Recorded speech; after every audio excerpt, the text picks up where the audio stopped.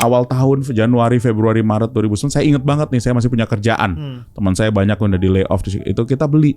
Saya beli bondnya Goldman Sachs, bondnya JP Morgan, all the bank saya beli 25 cents on the dollar. Dengan alasan gini, kalau ini nol, emang Amerika udah gak ada lagi. Tapi saya cukup percaya Amerika bakal ada. Beli aja semua. Ini courage that makes the difference. The courage that makes the difference. Karena that's what the best practitioner do. Di mana semua orang cemohin lo jalanin. Sesimpel itu. Karena the best investments, I hate saying this, tapi the best investment is know when to buy, and more importantly, know when to sell.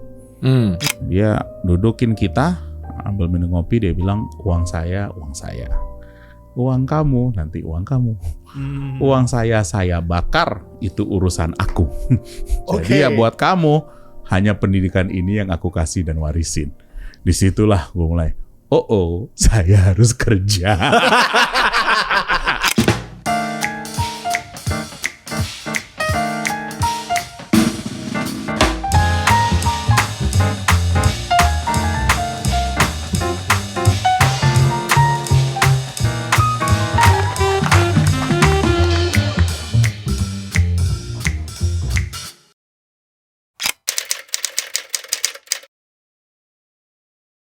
Halo semuanya, jumpa lagi dengan kami Pram dan Pras di The Reading Chamber di episode yang sudah kesekian ya. Karena ini udah berkali-kali kita udah kita udah berkali-kali ngebahas banyak buku, dan hari ini kayaknya bakal seru ya. Walaupun kedatangan bintang tamunya terkenal dalam aspek lain gitu ya, sebagai seorang profesional. Tapi nanti Mas Pram aja memperkenalkan. Tapi kayaknya tadi kita sebelum mulai banyak bahas beberapa buku lain, bahkan justru yang gue tertarik banget nih untuk ngedalamin lebih lanjut lagi. How all of this seemingly unrelated book itu influence his professional or maybe personal life. Maybe Mas Pram, over to you. Halo semuanya, kembali lagi ke Reading Chamber bersama saya Pram. Hari ini kita tadi sebagaimana dikatakan oleh Pras kedatangan satu tamu spesial ya. Dan tanpa menunggu lebih lama lagi, kita kenalkan Pandu Syahrir, well seasoned investor, saat ini menjabat sebagai Chief Investment Officer Danantara. Tapi itu saat ini bukan hal yang akan jadi fokus kita, tapi sebagaimana tema kita selalu dalam Reading Chamber adalah kita fokus pada buku-buku, dan khususnya kita pengen tahu nih, sebagai orang yang berkecimpung di bidang investasi selama ini, sudah menjalani asam garam kehidupan di dunia investasi ya kan, apa sih buku-buku yang kemudian menjadi inspirasi. Dan sesuai juga dengan tema kita selama ini ya, kita juga nggak mau buku-buku itu misalnya investasi ya nggak cuma sekedar buku-buku klasik, tapi juga buku-buku apa lagi yang kemudian berpengaruh cara pikir gitu. Karena that's how it works, right? Karena kan kita ini manusia ya, nggak boleh compartmentalize. Nah mungkin kita langsung mulai aja nih, silahkan Mas Pandu sedikit menggambarkan ya kan, kira-kira bagaimana ceritanya nih tiba-tiba berakhir di dunia investasi. Terima kasih nih diundang kakak adik berdua. Saya juga baru tahu. Aku kenalnya Mas Pram gara-gara professional work ya kan. Aku juga baru tahu rupanya beliau ada juga ini hobi sendiri untuk sharing nih. Kayaknya kayak buat sharing, ketemu dengan teman-temannya, kliennya, atau apapun dari professional networking untuk bicara tentang buku. I kinda assume you guys like books, tapi bagus lah ini ada library kayak gini nih, actually interesting. Dan waktu itu saya sengaja ngasih title agak esoterik dikit, rupanya beliau ada. Itu semua by design. Dan yang paling penting kita ada juga satu buku nih, saya ada namanya Leviathan, Thomas Hobbes. Nanti kita bisa ngomongin terakhir lah. Tapi ya saya tuh mulainya gara-gara saya sekolah nih, kebetulan sama juga kita sama-sama sekolah di University Chicago. Di saat itu tuh di sana memang trainingnya bisa dibilang sangat menyeluruh, dan emang di sana saya kebetulan karena SMA di Amerika di Andover, habis itu di sana saya dipaksa membaca buku. Jadi saya dipaksa membaca buku tuh ya mungkin gara-gara ayah saya sama ibu saya juga seorang educator. Saya benar-benar dipaksa baca buku dari high school sampai all of college. Jadi kayak baca buku ini saya harus bisa baca dalam less than 1 week. Padahal ini buku berat banget menurut saya. Jadi waktu tahun pertama college tuh saya ada baca 10 great books seperti ini, salah satunya. Dan disitulah saya belajar bagaimana bisa mencoba mendalami. Padahal the first time you read it penuh, mungkin you get 40%. Saya harus baca kedua kali, ketiga kali. Ini mungkin baca buku berulang-ulang. Di situ saya mungkin udah dapat sekarang mungkin 70% lah dari sini. Di situ karena training banyak baca buku klasik, saya baru mulai belajar buku investment. Itu baru saya masuk tahun kedua karena saya tertarik soal uang. Kenapa saya tertarik soal uang? Ini juga ada trauma sama keluarga sebenarnya. Jadi kalau kita buka-bukaan dikit, ayah saya tuh kan mulainya sebagai seorang educator. Terus karena juga ikutan malari, masuk penjara. Habis itu ke Harvard, saya lahir di sana waktu beliau di Harvard. Pas balik lagi udah nggak boleh berpolitik. Jadi dia mulai masuk pada saat itu kerja buat seorang profesor juga. Sumitro. Profesor Sumitro dulu pertama kali kerja for about 5 years. Baru dia memulai sendiri perusahaannya, ya kan? Ini kan like lawyering. You work for somebody else, you come in, habis itu dan coba sendiri ngebangun. Nah dari situ baru dia muka pas pasar modal dibuka in the early 90s, dia bikin sendiri, namanya Syahrir Securities. Disitulah dia mulai berbisnis. For a very short time, tiba-tiba krisis terjadi. So he was a businessman for a good 6-7 years. Habis itu emang cintanya di politik, Pak Hartonya turun karena Pak Harto melarang dia untuk berpolitik. Dia masuk untuk di politik. Saya yang sempat nanya ke beliau, ini baru tahun pertama saya di Chicago.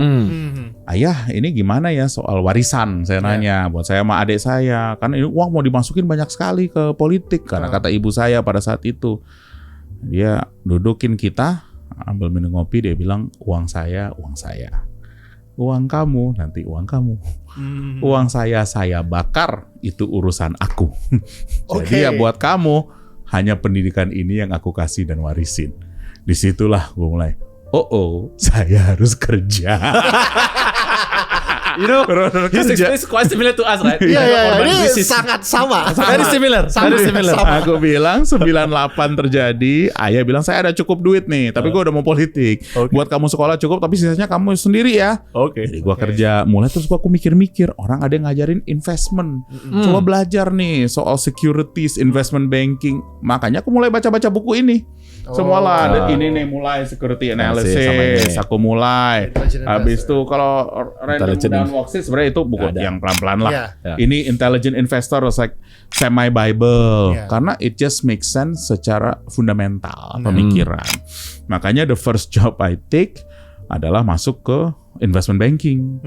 Habis itu aku selalu maunya di luar negeri karena trauma Indonesia kan.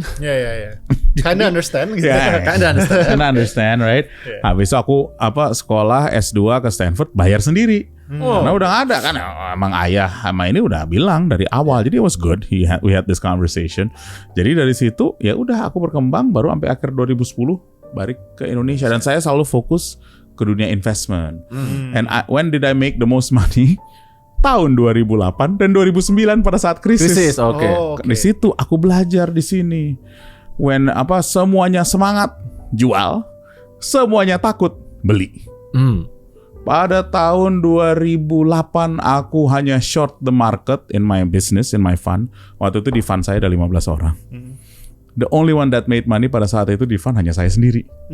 Jadi they kept me, tinggal sisa 3 orang. So our fund waktu itu kan kecil ya, itu was a fund that I work for, saya pegawai, tapi saya jadi promosiin, jadi key man akhirnya. Dari waktu itu 350 juta turun ke 180. Tapi I was the only one who made it.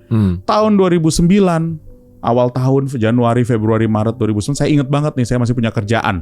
Teman saya banyak udah di layoff. Itu kita saya beli bondnya Goldman Sachs, bondnya JP Morgan, all the bank saya beli 25 cents on the dollar. Dengan alasan gini, kalau ini nol, emang Amerika udah gak ada lagi.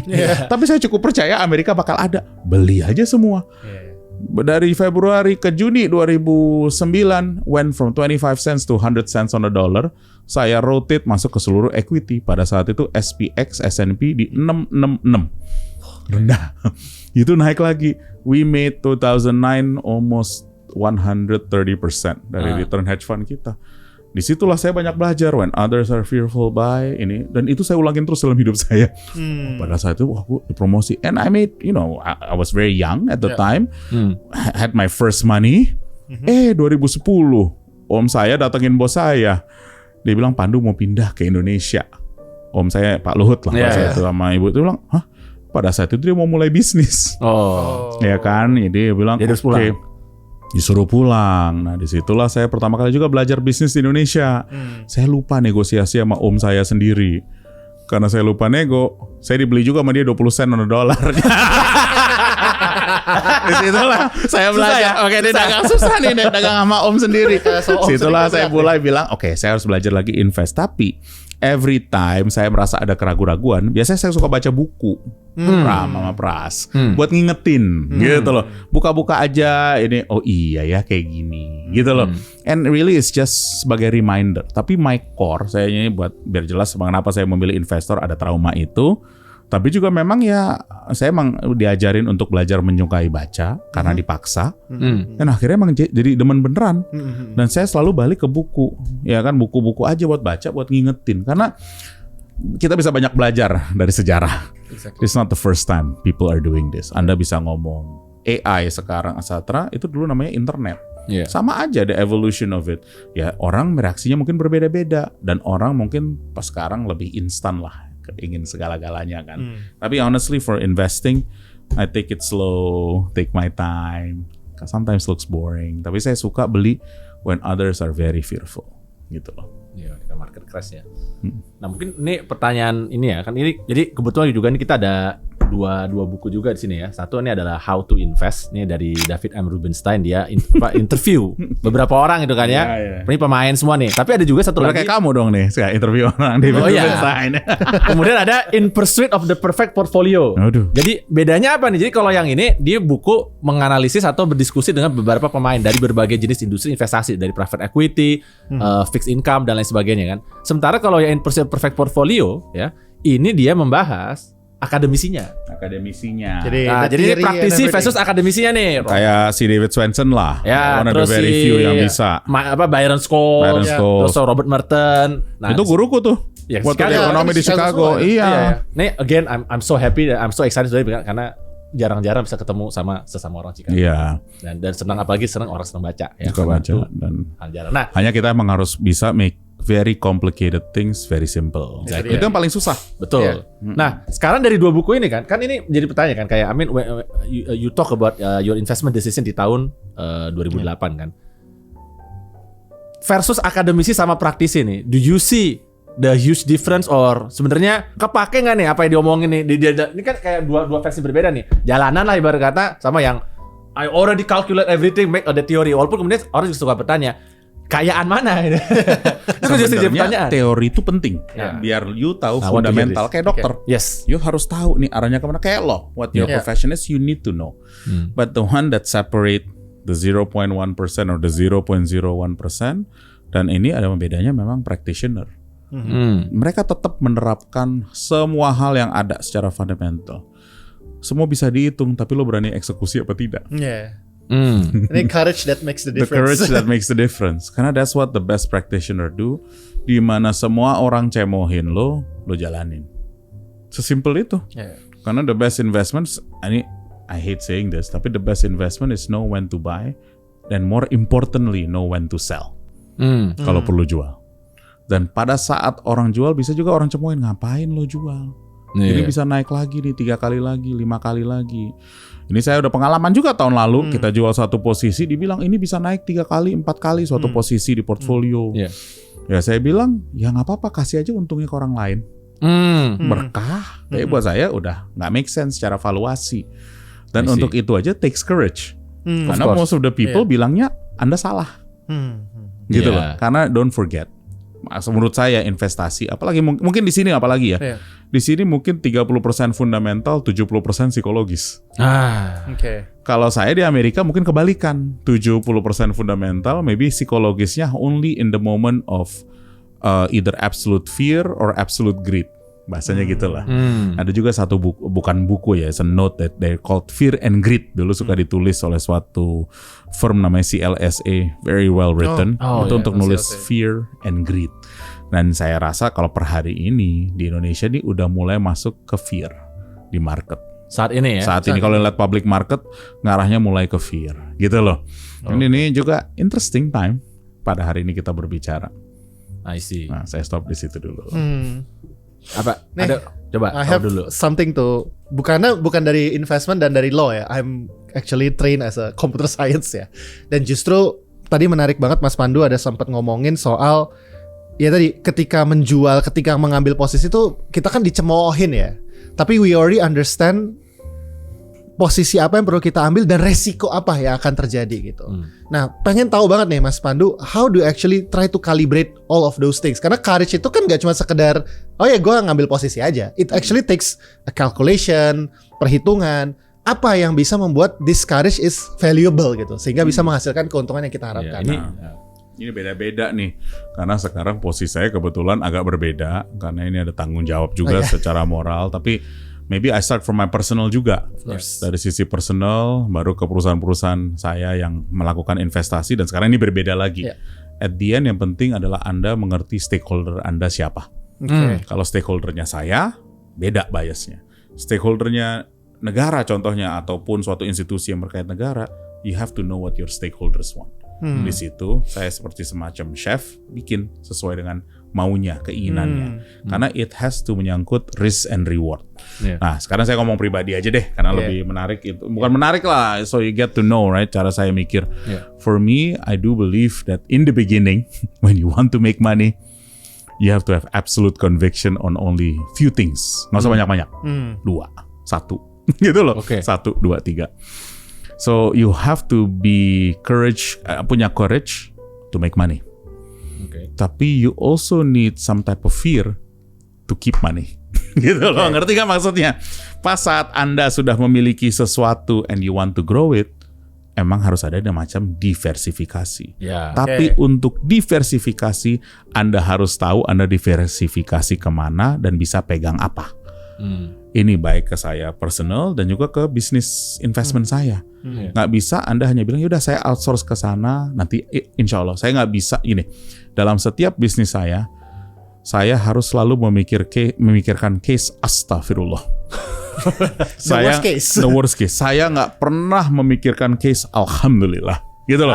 Dalam berbisnis, dalam hidup saya hanya memikirkan astagfirullah case. Kalau di astagfirullah case saya semuanya balik modal, saya oke. Gitu loh. Ya oke lah, gitu loh. Apalagi dengan tanggung jawab baru yang baru 1 minggu ini, di sini beda. Stakeholder menginginkan sesuatu yang jelas, pas, ya kan, dan bisa nanti ke depan buat anak dan cucu kita. Itu pesannya dari presiden. Jadi ini beda, tergantung setiap stakeholder masing-masing. Alhamdulillah dari hidup awal saya, ya saya selalu mikirnya astagfirullah case. Gara-gara pada saat saya umur 18, ayah saya ngomong, gue bilang astagfirullah. Itu the first astagfirullah case. Jadi emang benar-benar harus kerja ya. Jadi lo gak bakal ada duit bos, lo kerja sendiri. Makanya saya kerja 20 tahun, cepet-cepet selesai New Chicago, kerja. Jadi bankir. Nah, save money. Gitu. Karena gak ada warisan. Yang ada warisan tadi ada sekolah. University Chicago tuh warisan gue. That's the best. Jadi gue sih thank you banget sama ayahku sama nyokapku. Luar biasa bos. Gara-gara itu bilang, aduh terima kasih Tuhan kita bisa gini-gini. Ayahku tuh all in ke politik. Timingnya aja mungkin yang belum pas. Susah. Politics requires mandat langit soalnya. Mandat langit itu betul. Itu adalah jalan hidup Tuhan kalau nggak itu. Jadi mandatnya nggak dapat. Tapi mungkin juga aku juga banyak beruntung. Kita ngomongin ini dikit lah. Gara-gara ayahku, aku juga banyak teman-teman yang ayahku sekarang, yang sekarang juga banyak ngasih masukan baik buat aku. Ya ada kayak dulu Chatib Basri, Ibu Mari Pangestu, even seorang Ahok, even seorang yang kadang-kadang ini yang bernama Rocky Gerung. Tapi ya they're all were friends semua, di mana ya sekarang bisa menjadi orang yang bilang aku bisa nanya, Om ini gimana ya. Kemarin Uni Lubis itu sebenarnya junior pada saat itu, diajak-ajak juga. Jadi ini lucu, bola berputar sejarah. Di sini saya malah merasa banyak bersyukur karena ayah saya benar-benar berinvestasi ke manusia. Nggak pernah ke harta. Lucu loh. Dia berinvestasi ke manusia. Kata the best highest possible return itu kata human investment ya, human capital investment. Just like our mom. Just like our late mom. Ini ngomong soal investment sekali lagi. Ini lucu ya. Di Indonesia sebagian besar kalau Anda lihat valuasi perusahaan-perusahaan kita menyangkut SDA. Sumber daya alam. Kalau di Amerika, the highest market cap itu menyangkut SDM, Iya. sumber daya manusia. Karena semua perusahaan teknologi Betul. fokusnya hanya research R&D. Jadi, ya what's so interesting, only if you use human capital Anda bisa mencapai triliun dolar. Betul. Kalau hanya menggunakan sumber daya alam, pasti ada cap-nya. Menarik loh. Kalau lihat. Jadi gimana caranya kita bisa move towards that sebagai investor gitu? Ya, jadi gini, saya juga ada pribadi. Bentar, jangan terbuka lagi nih. Kalau ngomong katanya sekarang, kalau aku ngomong tuh pasti banyak. Tapi nggak apa-apa lah, biarin aja. Salah satu sebenarnya yang keinginan saya tuh memang lebih mempromosikan cara pemikiran sumber daya manusia untuk peningkatan produktivitas secara short term. Fokus di mana edukasi dibagi 3, ya kan? Jadi ada kelas ini SD, SMP, nanti SMA dan juga pendidikan tinggi. Itu bener. Kapan kita bisa membawa universitas kita satu aja jadi top 20 di dunia? Kalau aku ngomong sama Bu Wamen, ya jelas dia kan, dan dengan menteri yang baru, insya Allah punya pemikiran yang sama. These are actually excellent stuff. Malah menurut saya kita harus lebih banyak lagi pengusaha-pengusaha investasi ke sekolah. Lo bayangin, pengusaha-pengusaha Indonesia mungkin lebih banyak donasi ke sekolah luar daripada ke sekolah Indonesia. Ada Wharton lah, di Chicago mana? aja Dan jujur saya salah satu yang begitu. Kenapa? Karena nggak ada wadahnya buat di Indonesia di mana bisa membuat semangat untuk bener-bener ngebayarin researcher, global researcher untuk masuk. Udahlah, saya nggak perlu ngomong teknis-teknisnya, tapi this is the mindset. Karena kebanyakan, ya nggak usah lah, nggak apa-apa dihujat juga nggak apa-apa lah. We cannot be fearful of global competition. Kita harus sangat terbuka dan mau berkembang, dan ini termasuk di education sector. Ini kalau saya dengar curhat-curhat semua teman-teman saya yang ada di luar negeri, ada satu nih teman yang University of Chicago profesor yang gak bakal balik karena buat dia emang di sana dia bisa nambah value. Ada juga satu yang di Tokyo University, ya di Tsinghua salah satunya mau lah balik jadi wamen, alhamdulillah. But there's more and more of these global talent yang stay di sana. Sebenarnya pengen kontribusi ke Indonesia. The problem is we have not find the right mixture untuk membuat wadah yang pas buat mereka. And that's where us the private sector should help, salah satunya. Tapi mungkin ya dengan Danantara ini bisa ada pemikiran baru lagi ke arah sana. Menurut saya ya. Investasi di situ gitu. Jadi fokus saya tuh sebenarnya satu, kalau saya bisa berkontribusi kepada negara ini for the rest of my life now, jujur SDM. Pram sama Pras. Wah, bagus itu banget. doang. Kalau yang lain udahlah, apa ya kan soal material. Terus meninggal juga nggak bisa dibawa materinya. Ini boleh satu lagi nggak? Boleh. Karena you're talking about SDM ya, dan private sector ngomongin nih. buku ya. Ngomongin dong. Ya dong. Nanti ada bukunya juga. Tenang, Ini kan khawatir. ngomongin, Tugas kita. tapi mensupply bukunya. seneng banget. Awalnya kita mau ngomong investment, tapi we take investment not only capital market investment. Tapi ya tadi ngomongin SDM investment tadi ya. Karena actually the capital market yang trillion of dollar itu terjadi karena human capital investment. Iyalah. And you work before also in education. Of course. Ya kan? Nah, justru Mas Pandu saya tuh penasaran ya. Maksud pendapat saya ya, I know my brother capitalist lawyer gitu kan. Kayak saya sangat tahu dia sangat kapitalis gitu kan, kayak Tapi mulai sosialis. oh ya.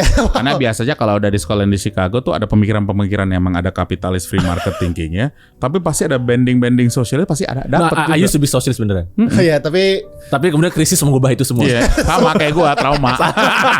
Sama-sama. ya, kita semua terkena krisis Kita ya. terkena krisis, jadi begitulah berubah. Tapi pertanyaan gue adalah seringkali kita ngomongin investasi SDM itu hanyalah sekedar public investment, negara yang banyak main gitu ya. Seringkali pikirannya tanggung jawabnya negara gitu, dan kayaknya private sector itu dianggap tidak, lu kan cuma datang biasanya bawa CSR, bawa donasi gitu ya. Tapi nggak pernah ada gimana caranya ada insentif nggak sih sebenarnya investing in human capital is actually good for your business as well gitu. Tapi itu nggak pernah dilihat gitu. Nih Mas Pandu punya pandangan nggak soal what would be the role of the private sector or ya investment institutions gitu ya, mainin peran untuk mempercepat this human capital Jadi investment. sebenarnya satu, mau nggak mau ya. Dan ini sudah terjadi, tapi masih setengah dihalalin. Udahlah, allow private capital to enter education sector. Udah terjadi. The best sekolah yang ada K-12 yang ada di Jakarta atau di kota besar actually private. Ya. Tapi kan dibikin dengan yayasan. Betul. Structure. That's how you structure it. It's a structuring thing. Ya udah dihalalin aja, kenapa? They are the best.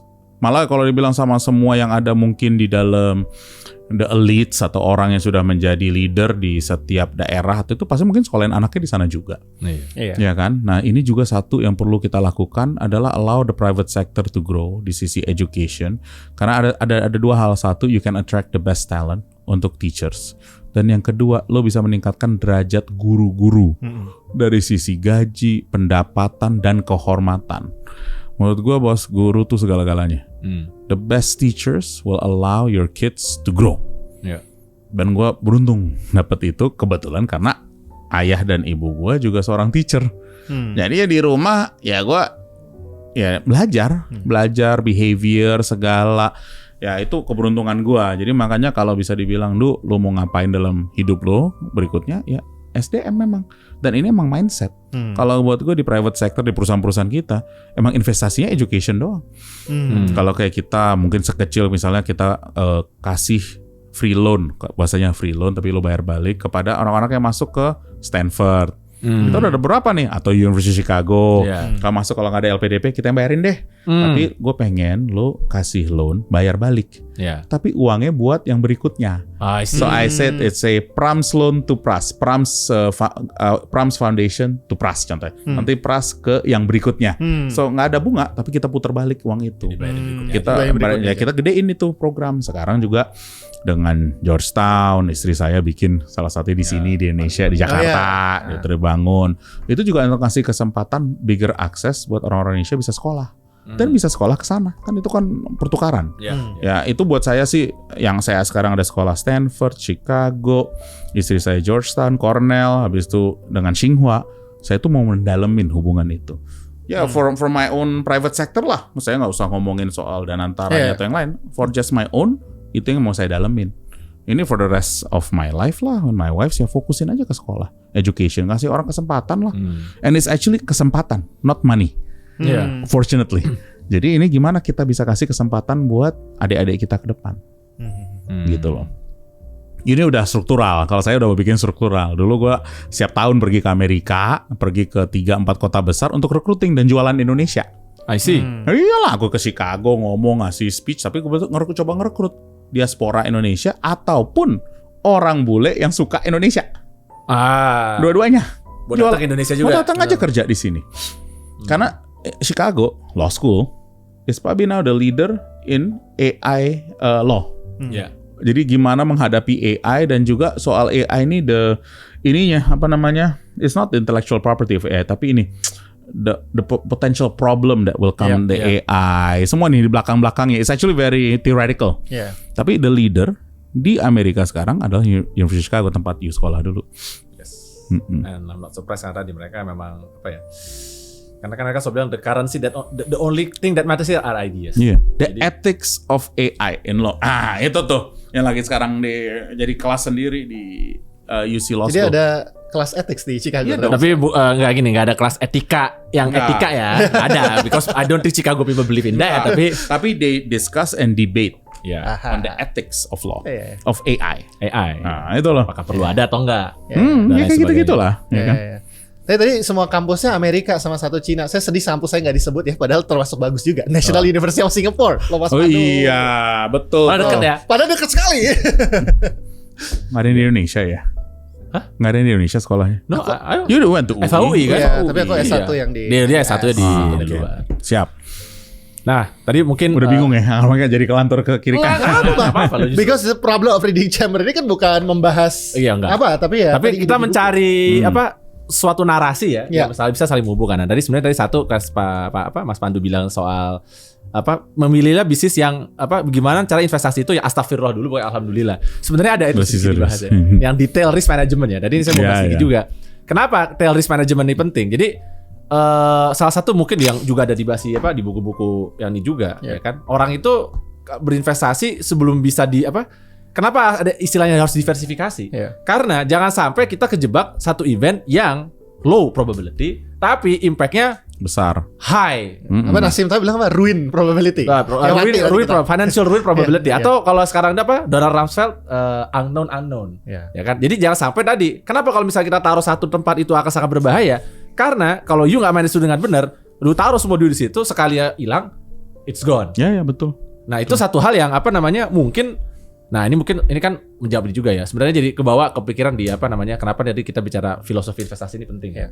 What do you think about this kind of tail risk management and how would you try to avoid it? You cannot avoid it.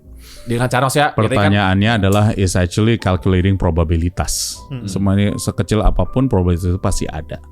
Nah di situ gimana kita bisa in a way creating safeguards behind it. Tapi nggak ada yang 0%. Menurut saya. Yeah. Even taruh uang di bank aja ada risikonya. risk. Gitu loh. Jadi menurut saya you live, the only certainty is uncertainty. Itu udah pasti. Dan yang keduanya is how do you manage that uncertainty well untuk bisa progress. Udah, kalau aku sih straightforward karena menurut saya fat tail risk itu pasti selalu ada dari sisi investment kita bisa ngitung. Tapi at the end is still risk gitu loh. Yeah. Jadi ini menarik sekali karena juga the psychology and the herd behavior of the market itu juga sama pentingnya. And I would say majority of people including my family sometimes, my friends only listening to others, dengerin orang lain saja tanpa membaca. And mengambil independent kesimpulan yang independen. Yeah. Itu paling susah loh mengambil kesimpulan yang independen. Yeah, betul. Ini kenapa kamu beli ini? Temanku si A bilangnya bagus. Terus aku nanya B sama C bagus. Ya udahlah. Kamu udah baca belum laporan keuangannya? Mau apa kan gini. Nah itu satu juga. Aku belajar juga buat aku di tahun umur 21 bekerja pertama kali di investment banking.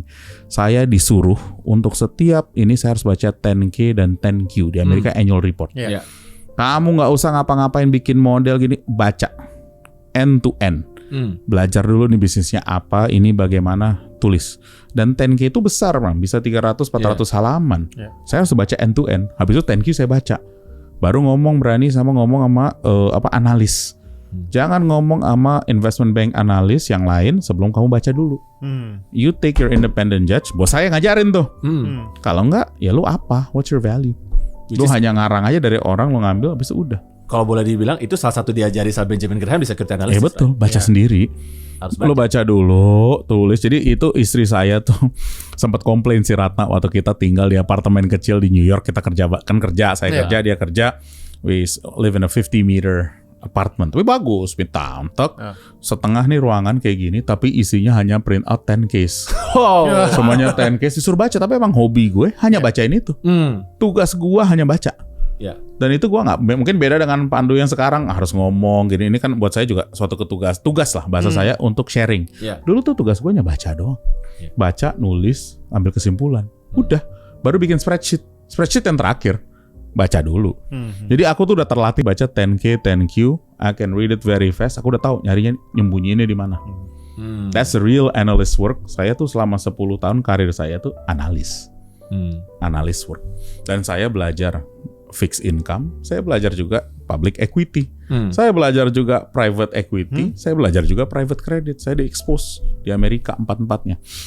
Ya dalam 10 tahun kalau lo di Amerika hanya kerja itu, either they spit you out or you're in. Bahasanya kan gitu. Jadi di salam bisnis ya alhamdulillah saya karena rajin baca, I owe it to bisa berani baca detail. Disitulah saya belajar the fundamental of investing. Dan sorry to say my mode is that. Rajin baca. The mode of being a good investor adalah itu. Saya nggak begitu dengerin noise yang lain-lain. Gitu loh. Betul. Itu buat investing ya. Warren Buffett also said the same thing. Tapi tadi beneran ya mendengar when you said that ya you read and read ya benar satu kita nggak bisa ngomong panjang lebar di sini ya kalau kita nggak banyak baca. Betul. Tapi kedua juga tadi itu it's apa ya to find someone yang to say that loudly itu sebenarnya membuat my heart tergerak gitu. Dan artinya begini. It's so rare to find someone that have that kind of passion in reading in Indonesia. To be honest, ya ini perasaan kita berdua nih. Ingat our first episode kan? It's so rare to find someone yang mau membaca, ya kan? Yang tadi kan ada you told us before kita start kan kayak your concern on social media, orang-orang nggak baca, and it's so annoying gitu loh. Karena kita annoy juga ngelihat orang-orang yang tidak mau baca, berkomentar cepat sekali, terus nanti ketika kita coba scrutinize dia, either dia marah atau Nanti dia bilang, oh ini represi dan lain sebagainya. Tapi karena dia bahkan nggak mau ngebaca dan nggak apa ya? Masih muda dia. Ntar kalau udah makin berumur kayak gue, alhamdulillah nggak baca udah gitu. Karena actually kita cuma selisih 3 tahun. But you know, one of the idea ya, dan kenapa tadi ini sebenarnya ada satu lagi buku juga yang kita juga sempat baca juga, mau baca juga. One Thing ya, The Power of Mimetic Desire in Everyday Life. Luke Burgess. Dia menggunakan salah satu filosof kontroversial dari garis kanan itu René Girard. I don't know lagi-lagi kalau bahasa Prancis Ya, ini salah. Mungkin kemungkinan besar salah pronunciation. Oh ya benar, salah satu yang ditakuti dan kenapa sekarang meme itu bakal menjadi satu menjadi satu konsep ya. Karena banyak orang tuh memang cuma mau follow. Jadi dia tidak mau baca, dia cuma lihat dia cuma lihat the packing order aja. Ini orang pada ngapain nih? Gue ikutan ya kan? Sehingga ketika misalnya narasi itu muncul udah satu salah aja, dia nggak mau mikir, dia langsung ikut itu narasi yang tadi misleading tersebut. Sama dalam investasi dan lain sebagainya juga, itu juga di buku itu kalau yang terkenal itu irrational exuberance gitu kan? Atau animal spirit gitu kan? Josh Akerlof gitu. Jadi biasalah. Itu hal-hal yang sebenarnya bahkan bukan dari zaman sekarang. Kalau zaman dulu itu ada ya. I don't know apakah reader kita atau viewer kita tahu krisis tulip di Belanda. Ya itu yang membuat bangkrut Isaac Newton. Membuat bangkrut Isaac Newton, bahkan kalau nggak salah bikin masalah juga buat VOC. Iya benar. Karena tadi krisis tulip, orang-orang berspekulasi luar biasa terhadap bunga tulip gitu kan. Jadi dia pikir bunga itu akan naik terus harganya sampai akhirnya kemudian crash down kan. Dan tadi I also like juga pelajaran benar yang juga sampai ke Benjamin Graham salah satu tadi kan. Ketika semua orang takut buat membeli, ketika semua orang takut buat sama orang menjual, orang fear, ya itulah saatnya untuk membeli dan lain sebagainya. Dan ini semua tuh berhubungan. Jadi dan benar tadi kata Mas Pandu, kita ini banyak isu psikologi. Tapi susah dijalanin. Ya. Kita boleh belajar, boleh baca, pas you do it dihujat. That's true. Itu membutuhkan another mental resilience. Mental resilience perlu. Iya, jadi makanya kalau dihujat bahasanya alhamdulillah, hati lagi disayangi. Gitu. Dan itu udah terjadi di kita tuh beberapa kali dalam karir saya. Ada 98 tapi saya nggak invest pada saat itu. 2003 pernah terjadi di tech. 2008 saya benar-benar capitalize. 2008, 2009.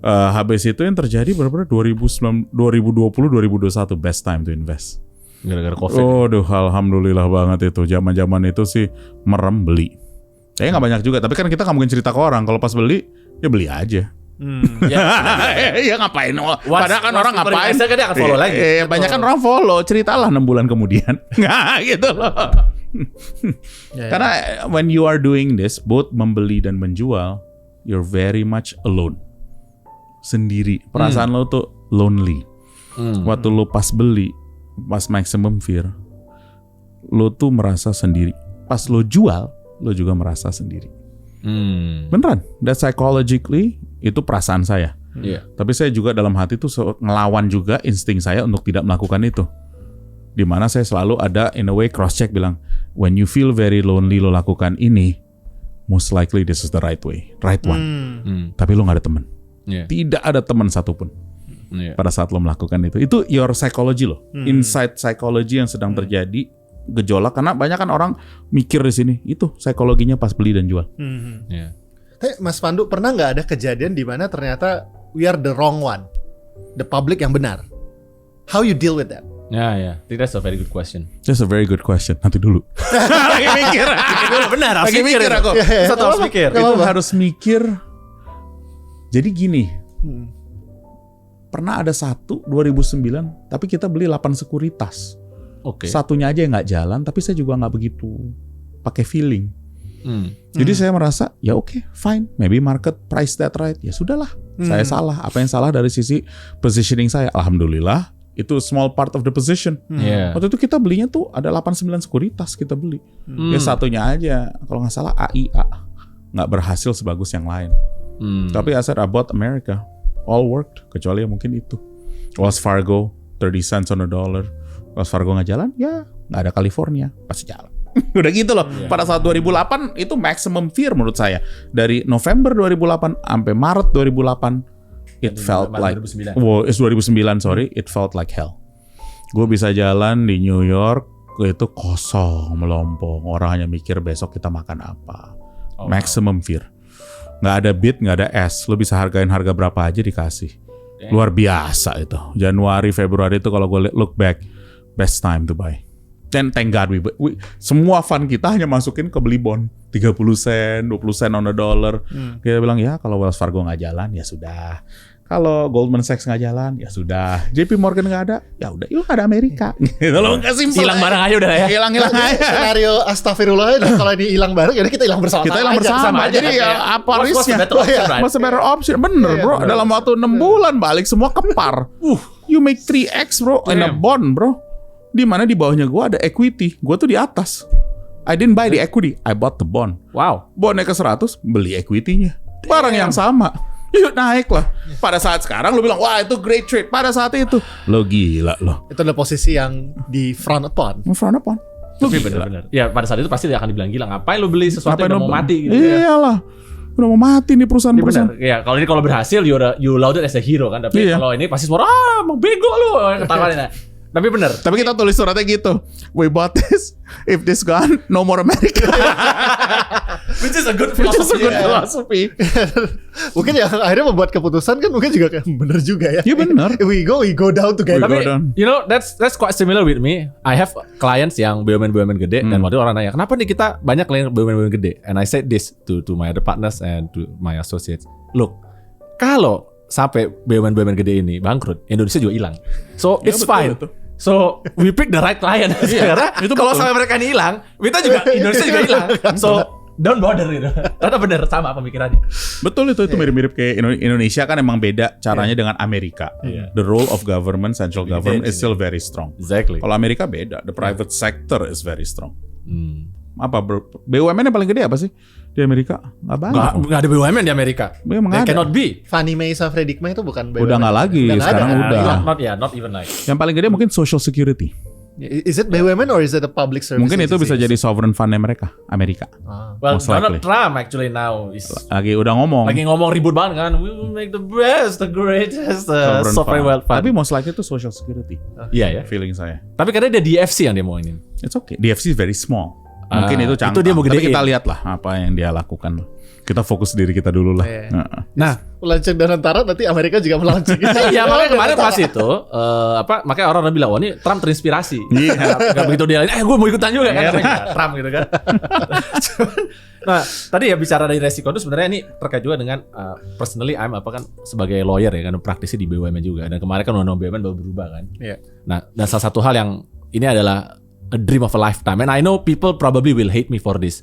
Tapi satu hal ya dulu saya nggak suka di undang-undang yang dulu ya. Di Dan tahun di kasus- 2003. Tahun 2003 dan kemudian juga undang-undang keuangan negara dan undang-undang korupsi kita adalah membuat aparat hukum itu tidak bisa membedakan kapan suatu business judgment rule itu dilanggar dan kapan orang koruptif beneran. Sehingga akibatnya adalah banyak keputusan investasi yang tertunda, jadi lama dan lain sebagainya karena orang selalu takut, kalau nanti saya rugi, saya akan disalahkan. Karena banyak aparat penegak hukum tidak bisa memahami tadi kan ya, ada kan tail risk management ya kan. Ada perbedaan orang yang ngambil risk sembarangan atau dia blow on aja atau dia kurang beruntung karena dia sudah mengambil bisnisnya dengan jalan baik tapi ternyata unfortunately market ternyata berpendapat beda gitu kan dengan orang yang literally mah koruptif aja yang gua ngambil duit diri gua sendiri atau gua mengutang kroni gua gitu kan. Nah maka dari edukasi seperti ini sangat penting dan undang-undang yang baru ini kan mengubah itu kan bahwa keuangan BUMN bukan lagi keuangan negara. Direksi dan komisaris itu bukan lagi penyelenggara negara. Dan I think that's itu terobosan yang luar biasa yang I thought I would never see it in my lifetime to be honest. Dulu ketika tahun 2003 itu keluar dan sampai sekarang nih 20 tahun jadi lawyer, I always thought mungkin gini lah Indonesia akan seperti itu terus kan. Tapi ternyata undang-undang itu keluar. Kejadian nih, cita-cita. Sampai sekarang I even like what now that I need to do now? Karena cita-cita mimpi tercapai nih. Berarti sampai mimpi apa lagi mesti kita buat? Tinggal ya kan? eksekusi. Nah, ini Bang tadi bener, Mbak, janganlah diskresi dikriminalisasi. Betul. Itu aja sih. Dan ini balik kan ke karakter. Jadi kita ngomong soal pembangunannya nanti dan antara etc. It actually goes back to karakter, SDM-nya bagaimana. Makanya saya hanya ngomong SDM nih. Dan memang benar kata Pak Pram. Saya juga banyak cerita, selama 11 minggu. Salah satunya Pram ini yang banyak bantu saya. saya tuh banyak belajar soal tata negara. Because I'm not a lawyer by training. Iya. Makanya banyak baca. Gue bilang, kirim-kirim gue baca. Begini sign up online, baca-baca. Terus aku tanya orang-orang. Saya kebetulan komod saya salah satu di perusahaan namanya Baselius Ruru. Iya. Nah, akhirnya itu bukannya ini? yang nulis 2003. Iya, itu udah BUMN juga. Ngomong, download. Terus aku ngomong juga, saya juga banyak beruntung kan karena ada orang-orang hebat seperti Pak Robertus, Pak Rio Silaban, juga ada Pak Lambok. yang banyak ngajarin saya. Saya bener-bener ngedownload aja dengerin. Ya Bu Lydia juga luar biasa. Ya terus aku juga tanya waktu itu pada saat 2003 itu kan Ibu Megawati tanda tangan, dan pada saat itu menteri keduanya adalah Pak Laksamana Soekardi. Iya. So I had to ask. What's the You asked him reason? directly? Of course. Wow. Saya tanya langsung ke semua. Makanya ini beruntung nih. Karena kebetulan semuanya saya banyak dapat itu juga harta. Banyak dapat harta dari ayah dan almarhum dan ibu, relationship itu. Bisa langsung nanya dan they want to share. Pak Basilius langsung share. Jadi aku udah ngerti dulu tuh BUMN tuh eselon 2 di Kementerian Keuangan. Gara-gara krisis 98 bisa naik terus bisa merubah menjadi menteri. Itu udah luar biasa leapnya. Dan ketika saya tanya ke mereka semua, ini bagus gak sih pemikiran Undang-Undang Nomor 1 tahun 2025? Exactly what you say. I wish we had the bravery to do this di 2003. Iya, benar. It was the political situation at the time, memang gak bisa. Sekarang pas saat bisa, it's just the right time. We just have to do it. Bakal banyak orang cemooh, kenapa? Karena ini status quo yang kamu ganggu, tapi inilah seharusnya. Jadi aku nanya sejarah, dan sejarah yang nulis, dan sejarah yang juga melakukan. Emang ini mereka maunya. Jadi waktu ini bagaimana bentuk aku nanya, wah mimpi kita, Nduk. Aku tuh pakai agak sedikit, kayak bukan nangis lah, tapi itu agak lebay. Tapi gue bilang, kok bisa aku bagian dari sejarah ini ya? A small part of this little history. I feel the same. Iya kan, selama 11 minggu kita nyat tugas gini, kita gak ngerti, tiba-tiba set, jadinya sesuai yang ya kita mimpikan lah, in a way menjadi suatu semacam bentuk yang bisa, insya Allah bisa lebih baik. Nah sekarang challenge saya termasuk eksekusi, and juga gimana ya, karena status quo ini berubah banyak, resistensi pasti banyak. Pasti. Ya udah kita jalanin aja karena niat kita baik. Yang seperti dibilang juga baik oleh ayah saya almarhum, selalu ngingetin, Pak Presiden ngingetin, Om saya sekarang yang mungkin banyak yang kenal ingetin, selama lo gak ada conflict of interest, lo jalanin sebener-benernya, you should be okay. Avoid the noise. Mana noise? Itu aja. Flow in human judgment ya. Dan Kahneman you probably pada nol lah. It's all psychology at the end. Psychology. Ya intinya bener. Sama kita tadi nggak ada conflict of interest, kita udah ngerjain dengan benar ya kan. Dan sekarang dengan tadi ada perlindungan hukum ya. Jadi kemarin siapa tuh yang komen sama saya ya? Oh kita tuh kalah sama Khazanah atau Petronas. Oh iya, someone actually Khazanah dong yang bukan Petronas versus Pertamina. Jadi gini misalnya, kemarin salah satu yang dia bicarain adalah kalau di Petronas itu begitu legal officernya udah bilang this is okay, jalan. Nggak ada lagi nanti datang. Nggak ada kiri kanan ngomong. Iya, jadi chief legal officer itu benar-benar ngomong ya, menjaga satu paket gitu, bukan cari aman sendiri dan juga bukan kayak menyalahkan nanti. Jadi kayak nggak ada sinergi gitu. Nah sebenarnya kalau di Indonesia kadang-kadang gitu, legalnya juga kadang-kadang instead of membantu tapi jadinya ya udah cuma ngasih masalah dan lain sebagainya. Sementara orang butuh keyakinan dan kepastian hukum kan. Butuh solusi. Ya. Dan juga yang paling penting institusi di atas segala-galanya. Iya. Ini juga satu, aku juga mungkin penting buat teman-teman yang nonton yang dengerin, kita harus punya mindset institusi di atas segala-galanya. Ini bukan karena misalnya sekarang dan antara adalah Pak Rosan, ada Pak Doni, saya ikut termasuk, ya ini mereka, bukan. Tugas kita membangun institusi. Karena tugas kita akan diganti. Bener. Pasti diganti. Dan tugas kita juga membangun kultur bukan buat orang lihat ke belakang, tapi maju ke depan. Bukan untuk menyalahkan, tapi untuk membangun. Ya kita mulai aja di perusahaan kecil bernama Danantara ini. Bangunin mindset gitu loh. Tapi itu tidak perusahaan kecil sih. We start small. Nanti kan akan jadi gede. Nah poinnya tapi mulainya dari seperti you punya anak segala, you kan membangun values. Betul. Values itulah yang kita mau tanamin. Betul. Harus ada di dalam orang-orang itu. Institusinya harus, karena people will die, will be replaced, tapi institution itu harus ada. Sama kan di Umbra juga begitu. Oh bener dong.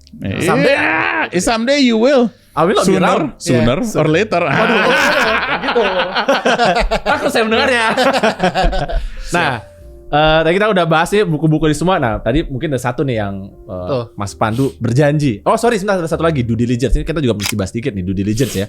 Definitive steps to successful business combination. Jadi, salah satu yang juga harus dilakukan, dan ini salah biasa dilakukan oleh lawyer, tapi sebenarnya due diligence itu gak cuma legal ya, tapi ada juga komersial, technical, dan lain sebagainya. Nah, I also want people to read this untuk ngerti. Bagus itu belajar. Iya. Karena investasi tadi itu juga butuh tadi kan kalau Mas Pandu bilang baca. Nah, tapi itu juga butuh ada orang-orang yang benar-benar ngecekin dengan apalagi kalau kita tadi mau transaksi M&A, kita mau masuk ke satu yang perusahaan gede, tidak mungkin dilakukan itu sembarangan. Kayak tadi, orang temanku ngomongnya ini bagus loh guys. Itulah resep kalian semua terjebak dalam kripto, ya kan? Atau investasi bodong gitu. Abis ini kita akan di-komen sama Crypto Bros ini kayaknya. Ya, I don't care ya. Go with Trump ya kan, go with Elon Musk there. Tapi buat kita sih to point aja, investasi nggak bisa main-main kayak begitu. Nah, jadi ini satu pesan sponsor kenapa penting supaya ngerti ketika kita melakukan satu tindakan investasi dan sebagainya itu tidak bisa dilakukan secara sembarangan. So nanti lain kali kesempatan bisa kita bahas lebih dalam ya, tapi now is not the day. Nanti kita bersama para lawyer lain. Nah, bersama para lawyer lah nanti kita akan ngomongin. Nah, cuma ada satu nih janji Mas Pandu nih mau bahas satu buku. Ini saya penasaran sekali, pengen mendengar nih. Look, memang benar kalau di universitas di Amerika, apalagi buat S1-nya. Semua lah. Hanya beberapa universitas di Amerika. The best ones. Enggak jangan gitulah. Kita harus baca buku-buku klasik. Dan kenapa baca buku klasik itu penting? Karena tadi, dan seperti tadi Mas Pandu sempat ngomong di depan, baca buku klasik ini memang butuh mikir. Karena dulu I also read some books kayak dulu Richard Foster misalnya contoh. When I first read it, nggak ngerti. Iya, nggak ngerti. Ngomong apa ya Richard Foster? Tapi kemudian baca berapa kali? Setelah kembali lagi 20 tahun kemudian pas I read it, oh now I understand, ini loh dimaksud sama Pak Bos Richard Foster. Now I understand. Dan itu buku yang menyenangkan. Kenapa? Lagi kita baca berulang-ulang, dapat insight baru lagi yang sebelumnya kita nggak baca karena kita menambah pengetahuan, tambah pengalaman, sehingga kita bisa menangkap lebih banyak dari apa ditulis inti saja. Nah, please. Ini sama kayak baca. Ini yang saya paling demen karena ini sobat order and power. Karena yang lain-lain ada buku juga kayak Immanuel Kant yang disuruh baca. Tapi emang agak inilah ya. Menurut aku lebih suka ini ya gitu aja lah karena ini kayak buku orang Batak sama Padang nih demen yang kayak gini nih. Kenapa? Karena at the end we always search in a way semacam order, semacam kepastian. Dan ini menarik banget pas saat ditulis ini dunianya mereka yang menulis ini betul-betul penuh ketidakpastian. Saya ngomongnya sangat simple aja deh karena ini is actually a great book. Tapi jujur untuk yang suka baca buku, please don't read it once. Read it at least 3 times. Karena baru nanti pas yang ketiga Anda mulai menghargai buku ini. Untuk pertama kali Anda baca, Anda nih dibikin kesannya, nih where's the ending? Then you go to the very end and then the concept of the Great Leviathan is introduced. Di akhir, bukan di awal.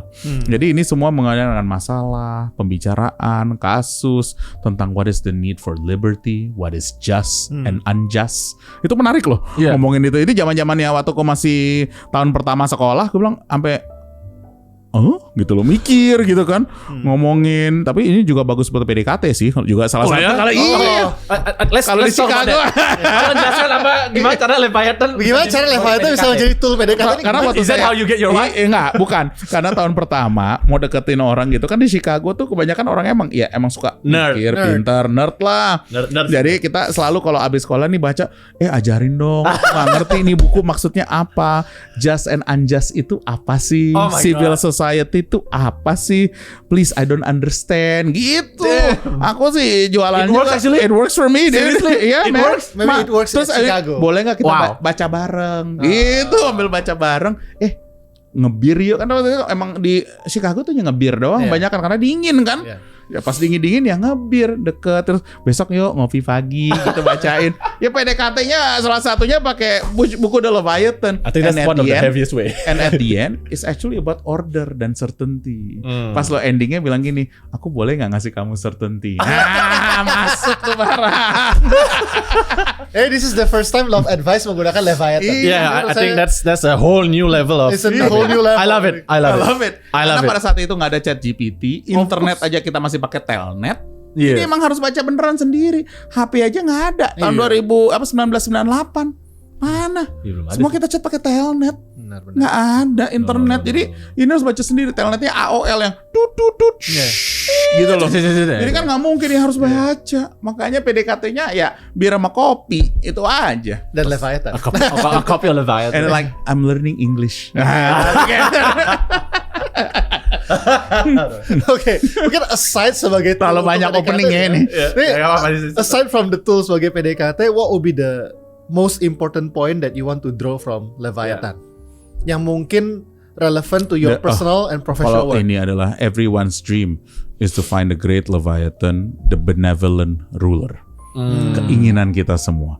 Karena at the end we want to be led or we want to look up to somebody. The Leviathan is an idea Yeah. Yes, for a world that's true. order. Itu aja.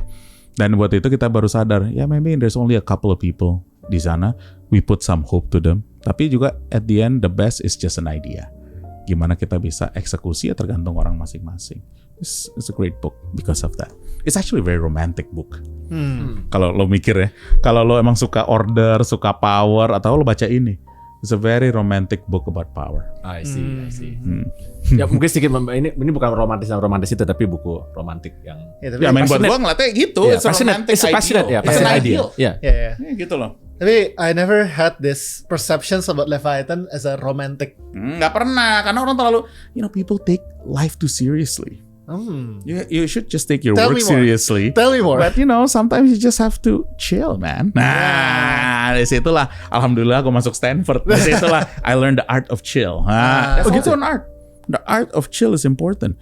Karena nanti dalam hidup lo semakin lo makin maju lo berdua, there's more pressure. Yeah, Of course. Siap bangun gini-gini, how do you compartmentalize and just make sure you are very healthy both emotionally and physically.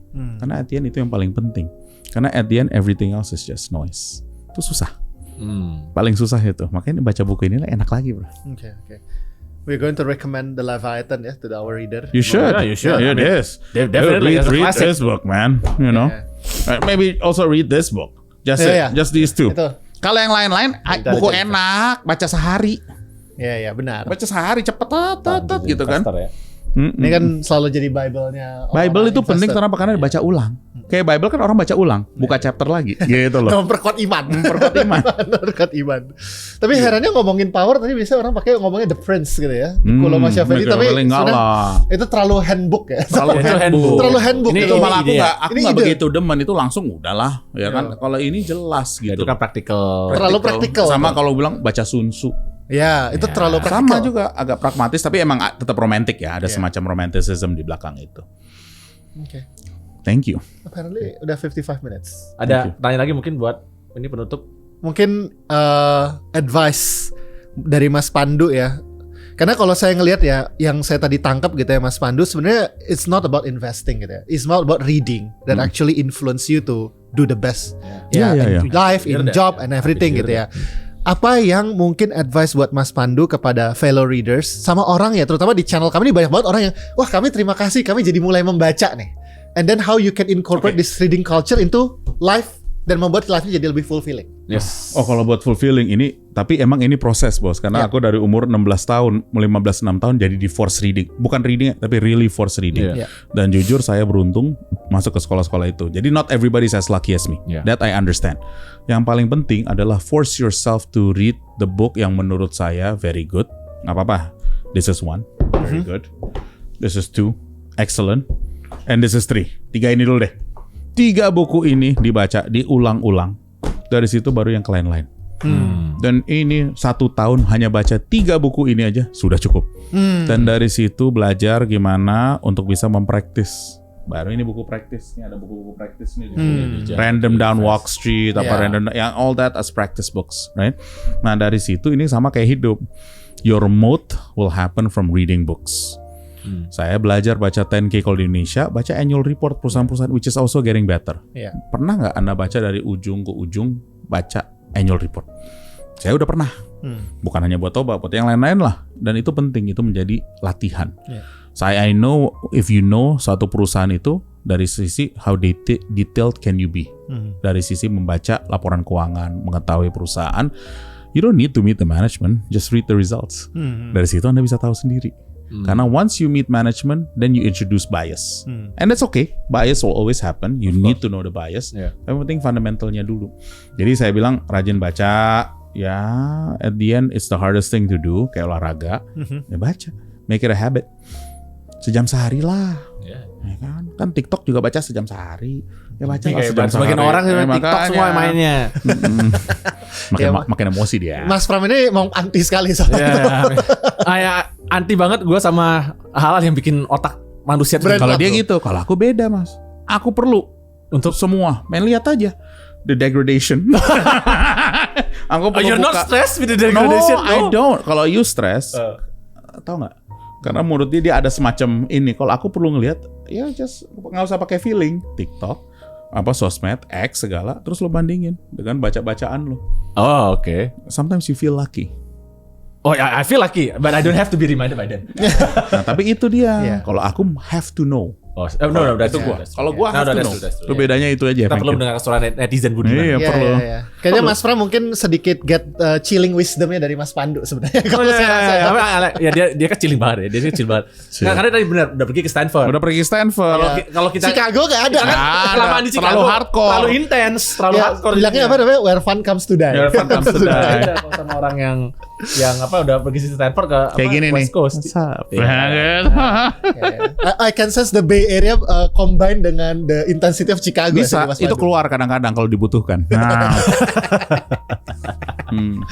But anyway, you have anything to say? No, that's good. Ya, that's good. jadi Thank you. Please. kayaknya ini seru banget sama Mas Pandu dan seneng banget because we don't talk about the current job gitu ya. Aku malah senang banget dengerin your thoughts. Makasih. Dan banyak banget bahkan dikasih mengencourage orang untuk baca Leviathan. I'm very happy that in our channel we promote classic gitu ya. Iya. That Leviathan. Dan Iyalah, the classic is the best. exactly. Dan kayaknya saya ngerasa ini juga salah satu takeaway yang paling menarik ya. Persons currently going to run an investment company terbesar dan historical di Indonesia, providing you with all this wisdoms and readings. Jadi saya rasa ini bakal menjadi sesuatu yang pembelajaran yang bagus ya buat para viewer kita. Jadi Ya. thank you so much Mas Pandu, thank you Siap. so much Thank you. for your Thank time. you. Sorry tadi agak bengong ngeliatin buku-bukunya aja, hanya pengen liatin yang klasiknya berapa sama ini gitu. Anyway. Nanti kita bisa lakukan Ya, ini siap. selain ini. Thank you. Nah, thank you so much for sharing Ya. dan sampai ketemu lagi the next episode of Reading Thank you. Chamber. Thank you. Bye.